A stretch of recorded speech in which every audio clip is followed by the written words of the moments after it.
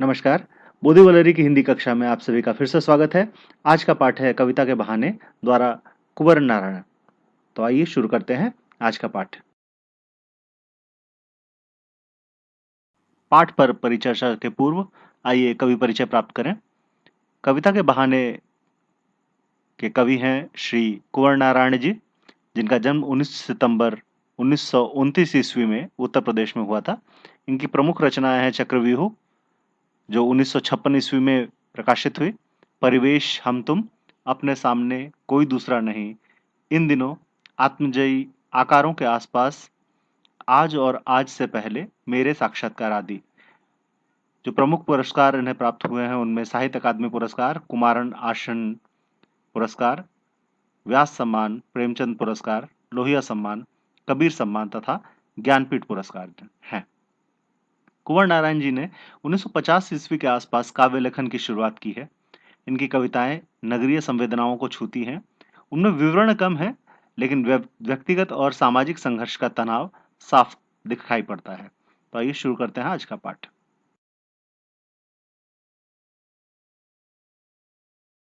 आदर्श पाठ से अध्याय की शुरुआत करें।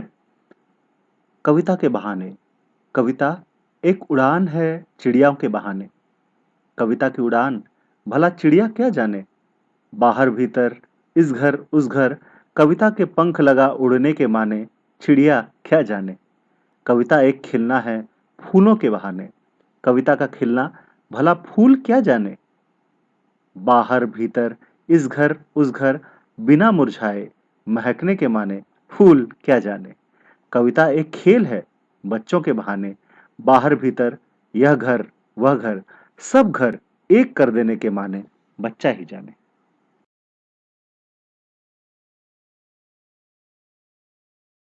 कुंवर नारायण जी की ये कविता नई कविता है। इसमें एक वैचारिक ठहराव है, सरल भाषा के साथ गंभीर अभिव्यक्ति है। इस कविता में कवि ने समझने का प्रयास किया है कि कविता का मूल स्वरूप मूलतः क्या और कैसा है। कविता आखिर होती क्या है। कविता के सापेक्ष या समांतर तुलना करने के लिए, यानी कविता को समझने के लिए वे कोई उपादान खोजते हैं जिससे उसकी तुलना हो सके, और प्रकृति के विभिन्न रूपों को तुलना के लिए वे सामने रखते हैं, समक्ष रखते हैं। यहाँ कविता की तुलना क्रमशः बार बार चिड़िया, फूल तथा बच्चों से की गई है। यहाँ प्रस्तुत अंश में कवि कविता की तुलना चिड़िया से कर रहे हैं। इसे हम पहला काव्यांश समझ सकते हैं। चिड़िया का मुख्य गुण है उसकी उड़ान। सीमित उद्देश्यों को पूरा करने के लिए, अर्थात भोजन या आवास की आवश्यकता को पूरा करने के लिए चिड़िया दूर दूर स्थानों की यात्रा करती है। कविता में भी कल्पना और अभिव्यक्ति की उड़ान होती है। कवि अपने मन की भावनाओं और विचारों को कविता के माध्यम से व्यक्त करता है। कवि अपने मन के अतिरिक्त बाहरी सामाजिक जीवन का संघर्ष भी अपनी कविता के माध्यम से ही व्यक्त करता है। कविता तथा चिड़िया में उड़ने का गुण समान है, लेकिन चिड़िया का उड़ना भोजन जैसे सीमित उद्देश्यों के लिए सीमित है। वह बाहरी स्थानों की यात्रा तक ही सिमट जाता है। लेकिन कविता की उड़ान सीमाहीन और अनंत है। उसका उद्देश्य असीमित है। उसके उड़ने और विचरने का स्थान बाहरी जगत के साथ साथ आंतरिक मन भी है। इसलिए कविता की उड़ान चिड़िया की उड़ान से बिल्कुल भिन्न है। चिड़िया कविता से बिल्कुल अलग है।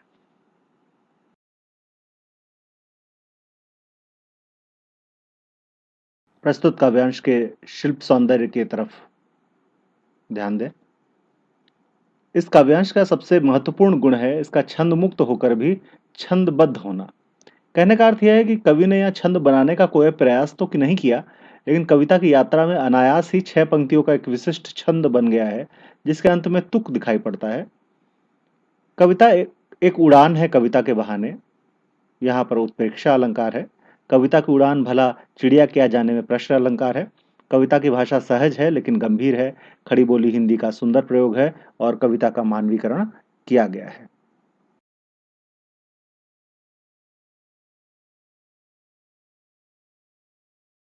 आलोच्य काव्यांश के कुछ बोध प्रश्न यहाँ दिए गए हैं, इन पर विचार करें। पहला प्रश्न, कविता और चिड़िया की उड़ान में क्या अंतर होता है, एवं दूसरा, कवि ने कविता और चिड़िया की तुलना क्यों की है।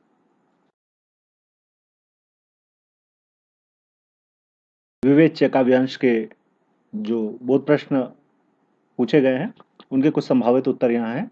अपने उत्तरों से इनका मिलान करें। हमने देखा कि कविता के प्रथम काव्यांश में कवि कुंवर नारायण जी ने कविता की तुलना चिड़िया की उड़ान से की है। यहाँ प्रस्तुत दूसरे काव्यांश में कवि ने प्रकृति के दूसरे उपादान फूल या फूलों के साथ कविता की तुलना करते हैं। फूलों में लोगों को प्रभावित करके सकारात्मक ऊर्जा भरने की अद्भुत क्षमता होती है। फूल खिलकर अपनी सुगंध तथा रंग से सबको प्रभावित करते हैं, लेकिन फूल के खिलने की अपनी सीमा है। एक निश्चित समय तक लोगों को प्रभावित कर वह मुरझा जाता है। जब तक वह मुरझाता नहीं है, तब तक ही वह रचनात्मक रूप से लोगों को प्रेरित करता है, उत्साहित करता है।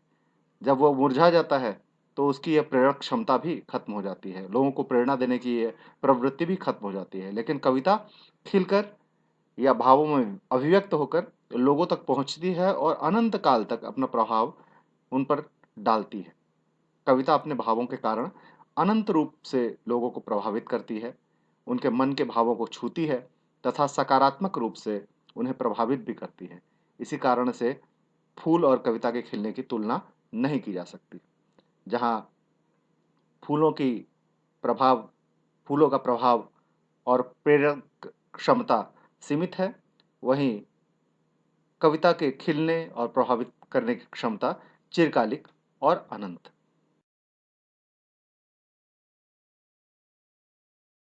आइए अब इस दूसरे काव्यांश की शिल्प समीक्षा पर ध्यान दें। इस काव्यांश का सबसे महत्वपूर्ण गुण है छंद मुक्त होते हुए भी छंदोबद्ध होना, जैसा प्रथम काव्यांश का गुण देखा जा सकता है। यहाँ पर भी 6 पंक्तियों का एक विशिष्ट छंद बन गया है, जिसके लिए कवि ने कोई प्रयास नहीं किया है, अनायास ही इस छंद की रचना हुई है। कविता तथा फूल की तुलना की गई है। मुरझाए महकने में अनुप्रास अलंकार तथा फूल किया जाने में प्रश्न अलंकार है।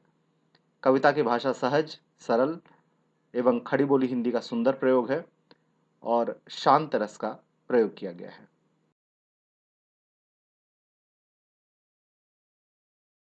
आइए अब द्वितीय काव्यांश के संदर्भ में कुछ बोध प्रश्नों पर विचार करें। कविता के खिलने का फूल से क्या संबंध हो सकता है? प्रश्न 2, कविता की फूल के विपरीत क्या विशेषता कही जा सकती है? प्रश्न 3, कविता का खिलना फूल क्यों नहीं जान सकता? द्वितीय काव्यांश के संदर्भ में जो बोध प्रश्न दिए गए हैं, उनके कुछ संभावित उत्तर यहाँ दिए गए हैं। आपने जो विचार किया होगा और उत्तर आपके ध्यान में होंगे, उनसे इनका अवश्य मिलान करें।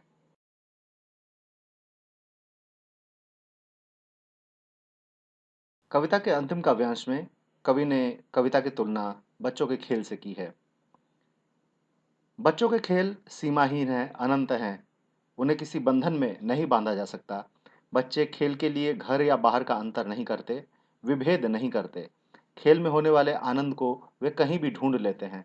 अपने और पराये का अंतर किए बिना बच्चे खेल के द्वारा अपने मन के भावों को व्यक्त करते हैं। इस अर्थ में कविता की सहज ही बच्चों के खेल के साथ तुलना की जा सकती है, समानता देखी जा सकती है।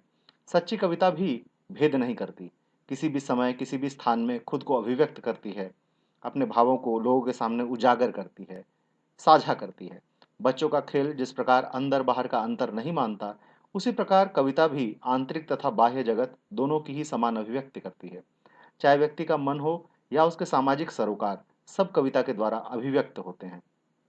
जिस प्रकार बच्चा अपने परिवेश के प्रति बेपरवाह होता है, उसी प्रकार कविता भी अपने परिवेश के प्रभाव में आकर खुद पर बंधन नहीं डालने देती या नहीं डालती। अतः कविता तथा बच्चों की तुलना सहज ही की जा सकती है।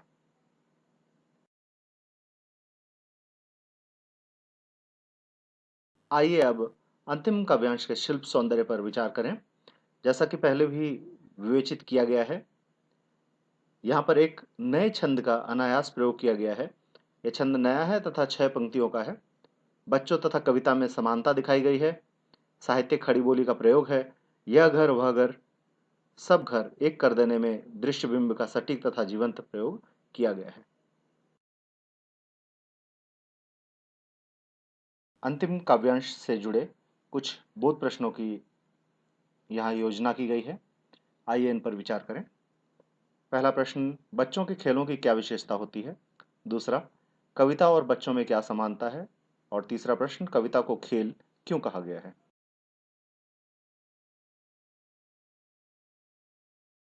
इन बोध प्रश्नों के कुछ संभावित उत्तर यहाँ दिए गए हैं। इन पर विचार करें तथा अपने उत्तरों से इनका मिलान करें।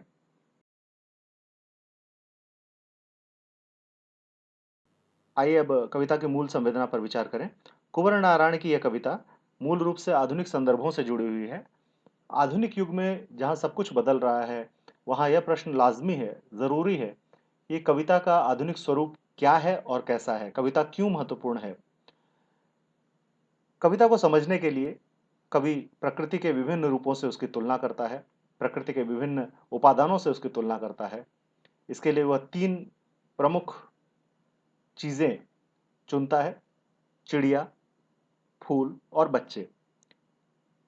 कारण यह कि प्रकृति की विभिन्न रूपों में इन तीन वस्तुओं में या तीन जीवों में उसे असीम संभावनाएं दिखाई पड़ती हैं।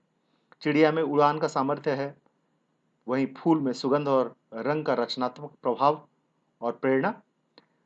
लेकिन चिड़िया तथा फूल अपनी उड़ान तथा क्षमताओं में सीमित है, बच्चों के खेल असीम संभावनाओं के साथ आते हैं। कविता की तुलना बच्चों के खेल से ही की जा सकती है क्योंकि ये असीमित हैं, आनंद से भरे हैं। बाहर भीतर अपने पराये का भेद किए बिना बच्चे आनंद और अभिव्यक्ति की तलाश करते हैं। उसी प्रकार कविता भी शब्दों और भावों के माध्यम से आनंद तथा अभिव्यक्ति की असीमित तलाश करती है। बच्चों के खेल की तरह कविता कर्म भी शाश्वत और न खत्म होने वाले अत्यंत प्रभावपूर्णता को प्रकट करता है। अतः कविता की सही और सच्ची तुलना बच्चों के खेल से ही संभव है। पाठ को बेहतर तरीके से समझने के लिए कुछ पुनरावृत्ति प्रश्नों की यहाँ योजना की गई है। इनका अध्ययन करें तथा इन पर विचार करें।